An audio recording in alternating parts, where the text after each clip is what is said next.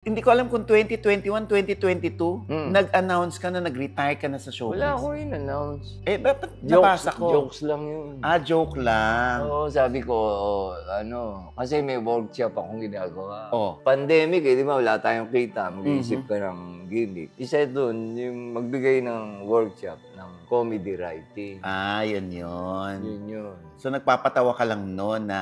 Oo, sabi ko, retired na po ako. So, bibigay na lang ako ng workshop. Yun yung lead-in doon. Kinuha lang yung ganun. So, hindi proper context. Ang nakakalungkot, mga major, broadsheet Sila naglalabas ng gano'n, hindi man lang... Tumawag sa'yo, kinonfirm. Fake news yung sinasabi nila. Hindi naman ako retired. Ba't ako magre-retire dyan? Sa comedy? Wala lang mga ganun. May retirement bang comedy? Wala nga kaya nakakataka. So may mali siya. Hindi, baka sineryoso ka.